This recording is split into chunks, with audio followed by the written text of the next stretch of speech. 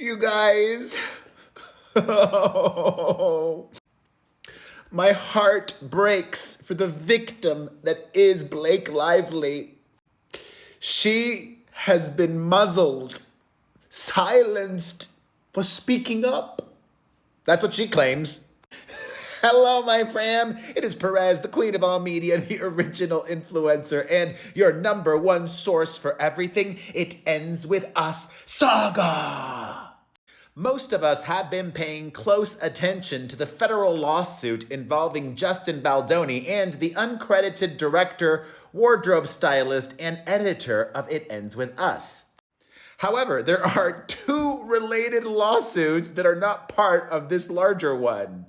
We're also paying attention to the Stephanie Jones complaint, his former publicist, and all the drama there.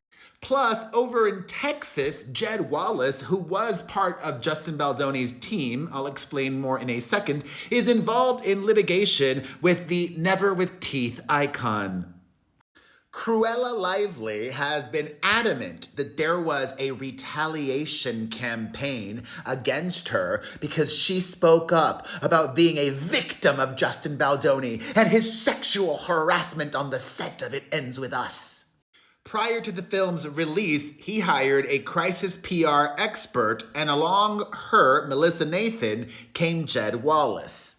The lip nibbler has accused Wallace of being the mastermind of the AstroTurf campaign against her.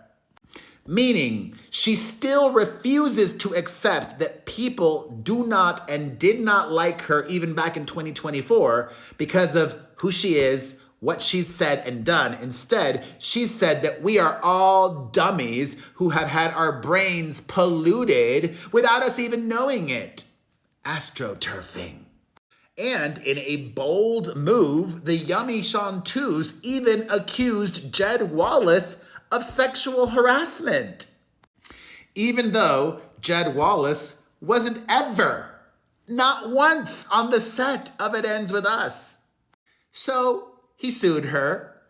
And now Salma Hayek's very good friend has filed a motion to be dismissed from that lawsuit. This is over 1,000 pages long. Remember what I said a few days ago about praying that one of my children decides to become a lawyer? Echoing that. Every single lawyer on each side of this mess is so much richer now. Don't worry, I'm not going to read the majority of this. Not even, it's a lot of pages. I'm going to share with you the most relevant parts, okay? In her motion to be dismissed from Jed Wallace's lawsuit, Team Pinocchio says, quote, "This lawsuit does not belong in this court or in any court." I mean, it would be great on the people's court. I'm in a mood today. I'm in a mood. Keep watching. It is not designed to litigate any cognizable claim of defamation. It is the latest in a far-reaching attempt to muzzle a woman for speaking out about sexual harassment. Not satisfied with their stealth social media retaliation campaign against Miss Lively for reporting on the harassment and misconduct she and others endured on the set of the film It Ends With Us, now plaintiffs and their funders, Steve Sarowitz, seek retribution by hauling her into court simultaneously in jurisdictions nearly 2,000 miles apart.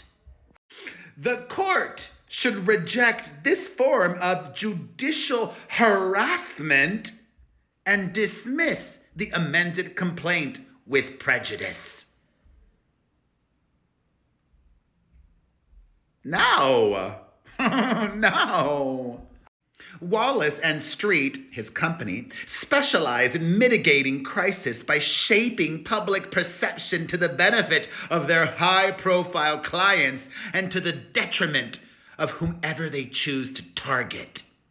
In this case, Their task was to launch a social media combat plan to bury Miss Lively's reputation, to call her credibility into question, and to conceal the bad acts of some of their clients, all in retaliation for Miss Lively reporting sexual harassment and misconduct. It should be noted that Baldoni and parties repeatedly said they never implemented any of their strategizing.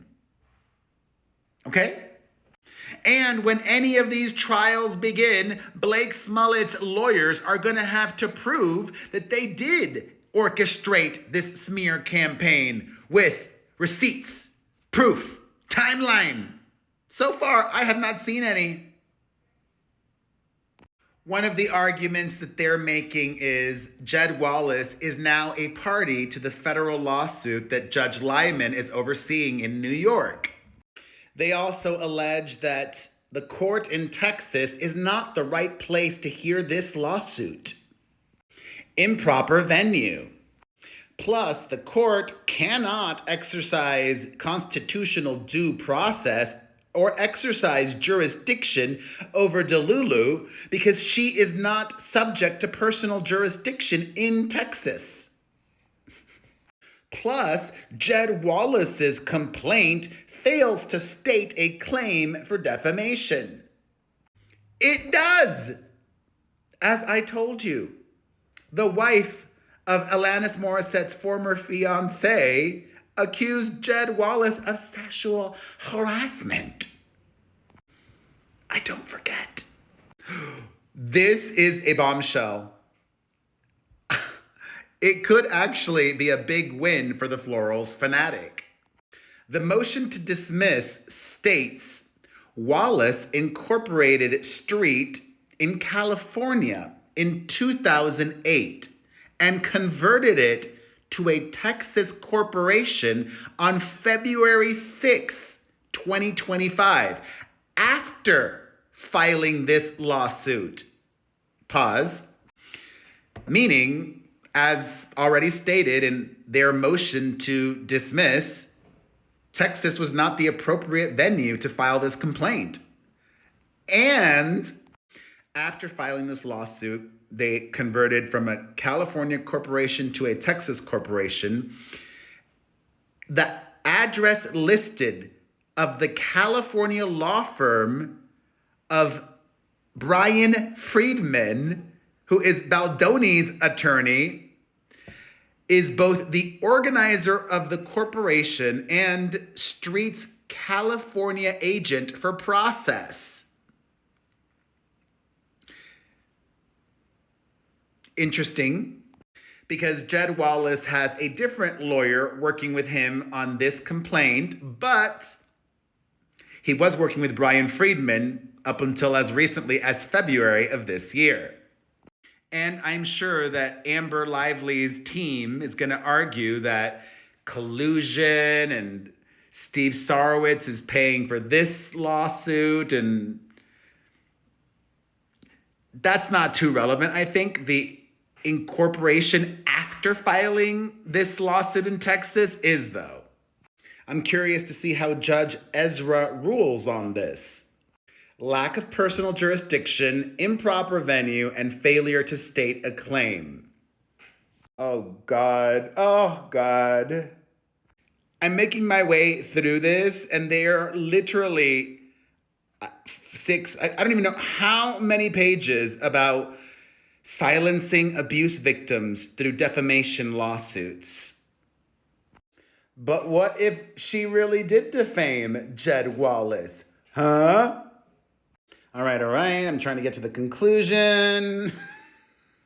Oh, this is interesting. They claim that the California Civil Rights Department complaint, which first made a lot of news back in early December and where the alleged claim of sexual harassment against Jed Wallace was first mentioned, that is privileged and protected and blah, blah, blah, blah, blah. The litigation privilege provides absolute protection for all statements contained within the CRD complaint. Good argument.